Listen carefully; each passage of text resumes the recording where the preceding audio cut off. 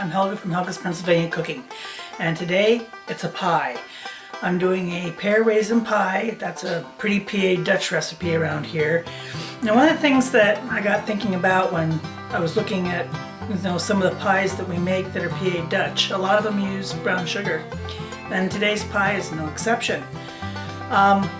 Lori from Whippoorwill Hollow tagged me in a pie collab, so that's what this is. If you don't know Lori in Whippoorwill Hollow, holler, go check her out. She has a great channel. A lot of you I know are already familiar with her. A lot of really good, honest, basic, down home good cooking, and she and her husband also do some prepping stuff. What I call, basic. It's the way we grew up. A whole lot of people don't know how to do it anymore. But if you grew up country or farming like we did, a lot of stuff that they do and we still do here is that way. But she has great cooking, and I'm really honored that she asked me to be in this pie collab. I'm going to tag 2 channels. I'm doing another pie next week, another PA Dutch recipe. But today I'm going to tag 2 channels. I'll tag another 2 channels next week. Today I'm going to tag Teresa's Southern Home Cooking. She is a really good cook as well, like some of her southern recipes. And Mary at the Rex Fam. She's also a great cook. We have really similar styles, so I think if you like me, you'll like her. And it'll be a chance to throw out some pies there for the fall season. Holidays are coming up, so some more ideas for you. So, my pear raisin pie. Bartlett's are usually a really good pear to use for this kind of a pie. They usually hold up well. I have out at the farm a couple really old pear trees, and they're Anjou pears. These are just a couple of the picks that I got off the tree, and they never soften up. Trust me on this. When we got the farm 10 years ago, and I didn't know what kind these were yet, I had to research them a bit, and they never soften up really well. They're great for processing. So the pears I'm using today are actually pears that were home canned and actually need to be used up. They're 2 years old. So I'm using those today with my raisins, and it's nice that I'm using an old time pear. The Anjou pears have great flavor. Like I said, they're just hard as a rock. So doing them fresh sometimes is difficult. That's why they make great pears for processing and canning. So let's show you what's in this pie. It's really simple. So what goes into this is pretty simple. My canned pears and a pinch of mace and a teaspoon of cinnamon, teaspoon of lemon zest, some brown sugar, a little cornstarch, and my raisins. Now what I'm going to do, I'm going to chop these up, slice them, and then cut again half lengthwise. And I'm going to put this stuff here in a 1 gallon Ziploc bag, because I'll take my cut up pears and my raisins then and put it in my mixture in the baggie and shake it all up good. You've seen my pie crust recipes already. I'll include a link for that at the end, so I'm not going to show you how to do pie crust today with this.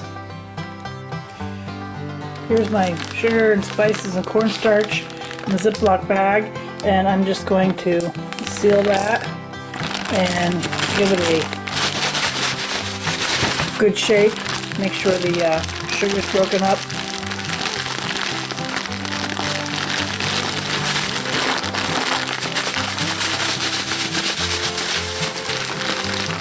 And we'll add the raisins.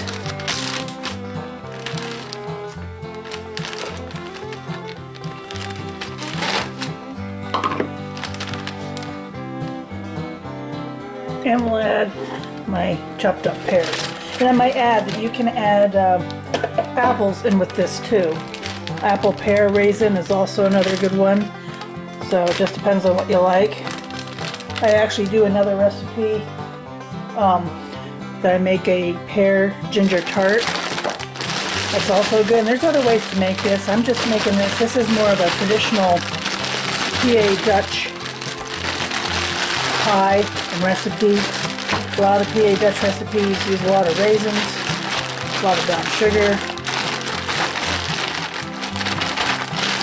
And I'm okay with that. So there you go. Our fruit is all covered, and I'm going to put it in the pie plate next. And try to make sure all the goodies get out. There we go. Try to make sure the raisins get mixed in. There we go.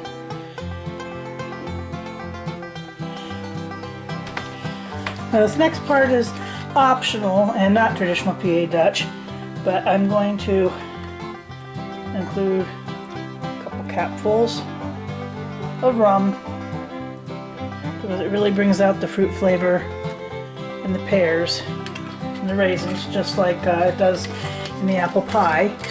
And then I'm going to dot this with butter, and we'll put on the top crust. And there she is, dotted with butter. I'll put on the top crust next. So I've got the top crust on. I'm just going to put in some vents.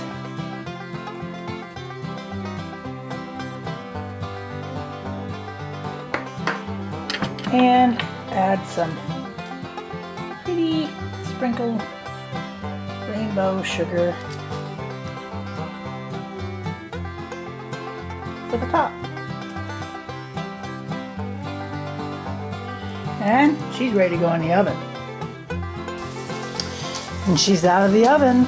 I gotta let her cool a little bit, and then you know what comes next.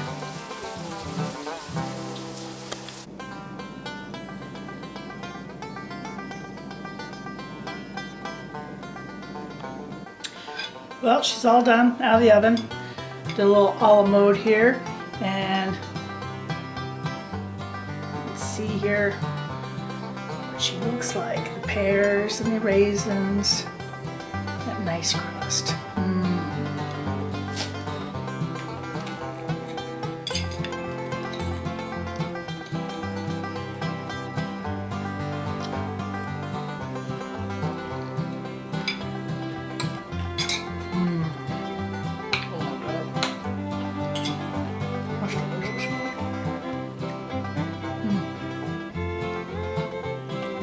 Oh, it's really good with the pears.